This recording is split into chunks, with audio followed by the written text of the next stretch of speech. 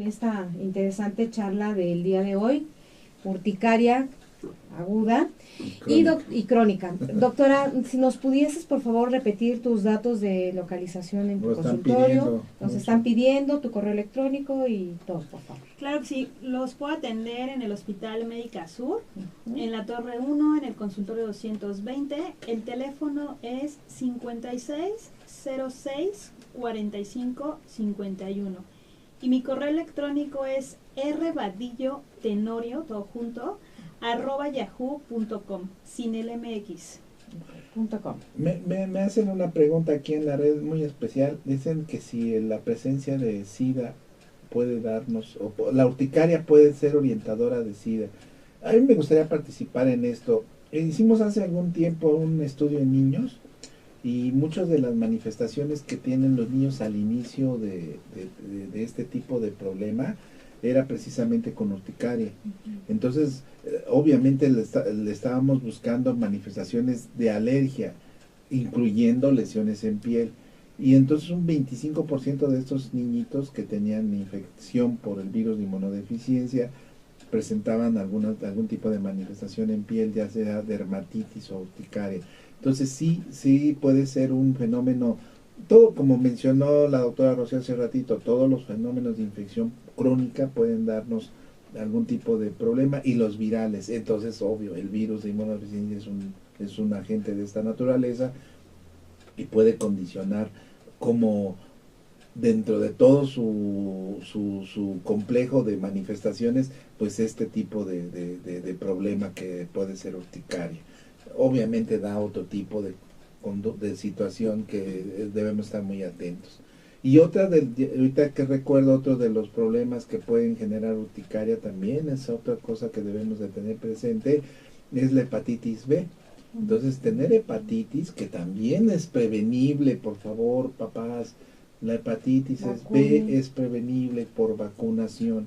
Entonces, nada de que esas tendencias que hay en otros países de no vacunar. Saben que en Australia, si un niño no se vacuna, los papás son multados, Entonces, aquellos que tengan esa tendencia o han escuchado de que no, que las vacunas pueden generar problemas de autismo, etcétera, por favor, nomás los quiero ver con una hepatitis, o los quiero ver con una rubiola complicada, o los quiero ver con una varicela. Simplemente la influenza.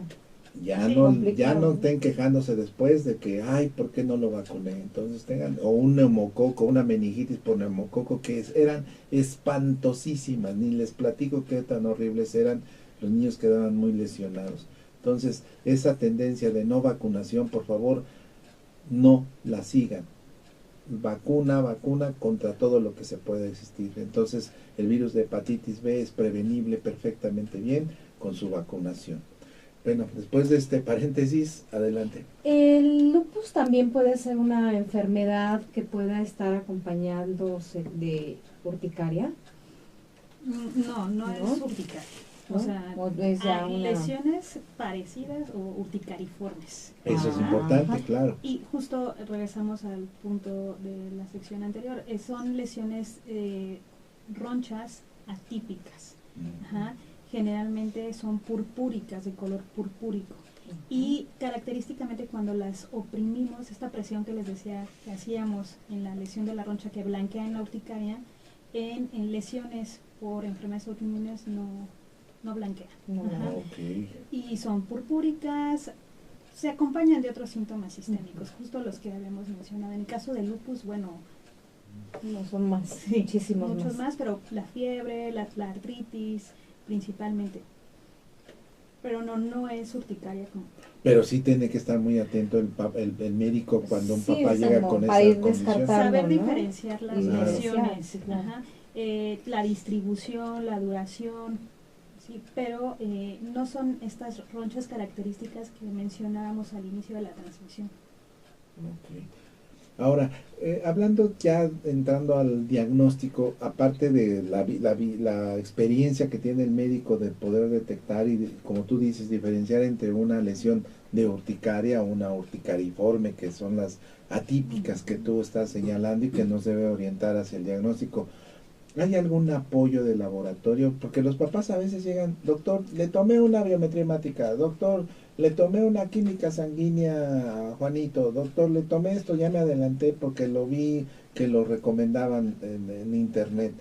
¿Qué estudios pueden ser útiles de laboratorio para una urticaria o no son necesarios? ¿Qué recomendación puedes dar? Para la urticaria aguda no se recomiendan estudios. El diagnóstico es clínico y pues ya vamos a hablar del tratamiento, pero no se requiere ningún estudio de extensión, al menos que nosotros estemos seguros con el interrogatorio que le hicimos a los papás de que la urticaria es secundaria a un alimento o a un medicamento en particular. En este sentido, ahí sí podemos echar mano de algunas pruebas, como las pruebas cutáneas, para corroborar la alergia, y estudios en sangre como IgE específica para el alergeno, en este caso el alimento o el medicamento. Y dijiste IgE. Ajá, sí, hay, no. hay algunos laboratorios que están diciendo, tómenle IgG, y vamos a aclarar primero, son inmunoglobulinas, son anticuerpos, hay 5, y son bien sencillos, acuérdense, las siglas son GEMA, G, inmunoglobulina G, inmunoglobulina E, inmunoglobulina M, inmunoglobulina A, y hay una que se menciona que sí es muy importante, pero no tan importante en este momento, que se llama inmunoglobulina D. Entonces acuérdense de la palabra GEMA y se van a acordar de los anticuerpos que están circulando y que nos defienden. La IgE participa en alergia.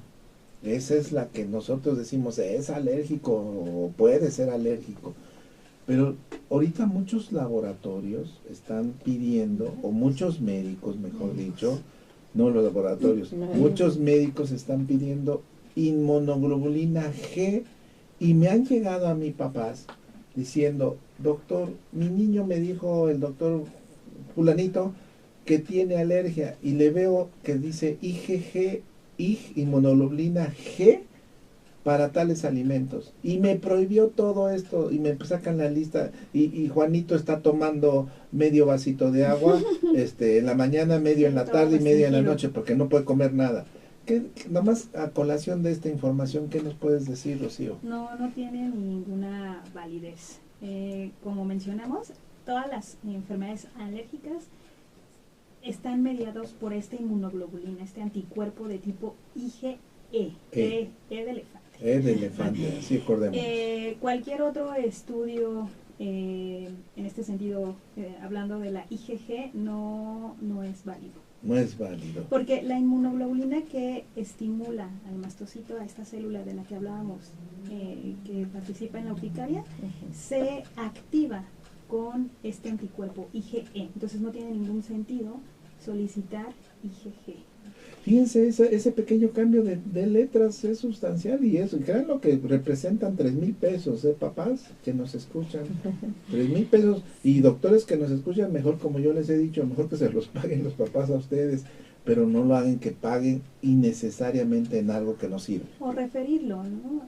Esa es la palabra. Si no tenemos la certeza o la certeza, porque pues bueno, no lo sabemos todo, por favor refiéranlo. Siempre es mejor referir a que el paciente se complique, o darle tratamientos innecesarios, o hacerlos, en este sentido, hacer gastos innecesarios. Entonces, sí, referencia con los subespecialistas cuando es oportuno. Claro.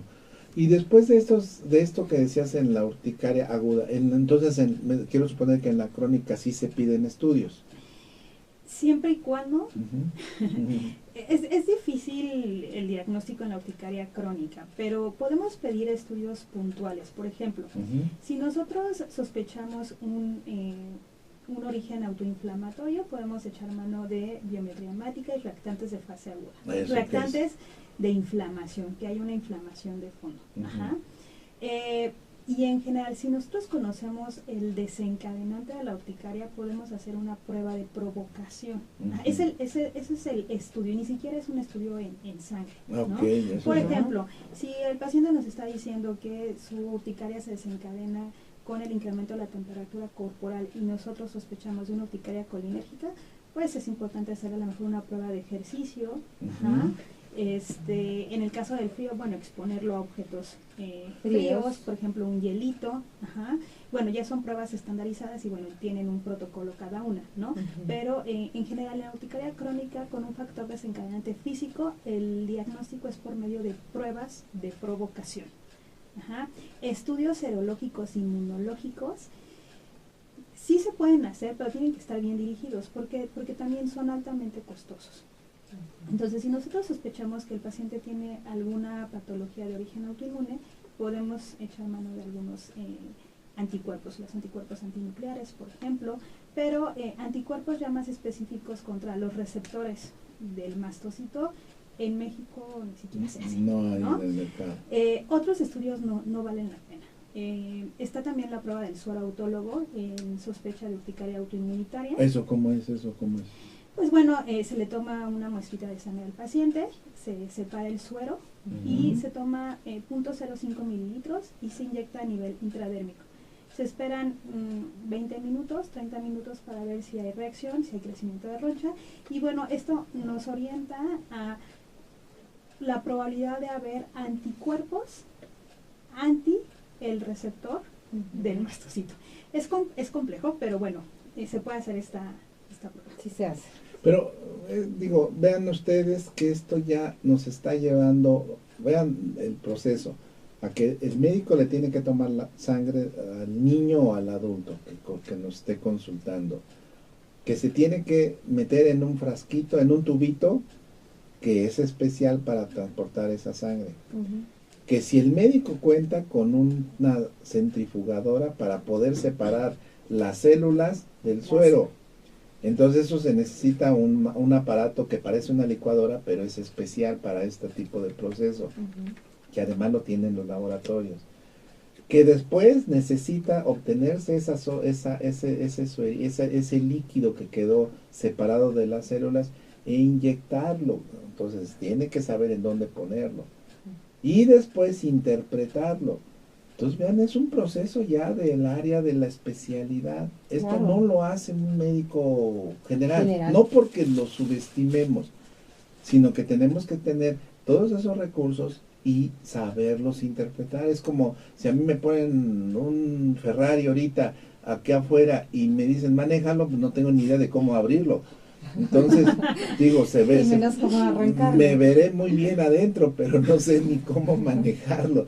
Entonces, creo que tenemos que tener esa cultura todos nosotros como especialistas, o médicos, mejor dicho, de referir, como decía hace un momento la doctora Rocío, a quien corresponda y que tenga la capacidad de poder manejar esto correctamente. Sí, además de que son pruebas que ya están bien estandarizadas, claro, que requieren incluso de aparatos especiales, ¿no? Claro. Por ejemplo, en la urticaria crónica física más frecuente, el dermografismo, pues se necesita el aparato especial para crear una presión adecuada, conocer el umbral para desencadenar la urticaria.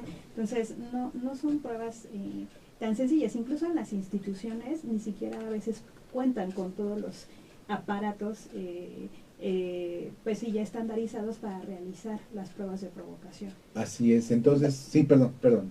No, para que concluyas tú la idea. Sí, lo que yo quería señalar ahorita en este momento es esto, de que debe de ser orientado de acuerdo a la causa que nosotros sospechemos, infeccioso, autoinmune, oncológico o de cáncer me refiero, o metabólico, algunas otras de las entidades. ¿El hipotiroidismo puede darnos? No es causa como tal, pero sí es un factor desencadenante. O la alteración hormonal, ¿verdad? Sí, es un factor desencadenante, y se ha visto que los pacientes que tienen alguna patología a nivel tiroides sí pueden cursar con urticaria. Mejoran con el tratamiento de la alteración metabólica, pero no se considera como tal una causa. Doctora, ¿y qué diferencia hay entre la urticaria y el angioedema que inicialmente nos mencionabas? Sí, muy importante. ¿Angioedema hereditario o hay alguna otra clasificación? ¿Angioedema? Sí, bueno, entonces ya mencionamos al principio, la lesión elemental es la roncha, y en la urticaria puede estar acompañado con o sin angioedema. Ajá. ¿Qué es el angioedema? Es una inflamación, un edema, principalmente de las mucosas. Pero en este sentido, si queremos diferenciarlo de la roncha, pues es una inflamación a nivel de las capas profundas de la dermis. Entonces, ¿cómo se manifiesta? Nosotros lo vemos en las mucosas como una lesión indurada, ajá, y principalmente se presenta en ojos, en extremidades y en mucosas. Puede ser tan grave que puede comprometer la vida, ¿no? Es tan importante este edema en mucosas que cierra la vía respiratoria. Entonces, en cuanto al angioedema hereditario, no se debe de clasificar dentro de urticaria. Okay. Es independiente, es por una deficiencia de complemento y bueno, el abordaje es diferente.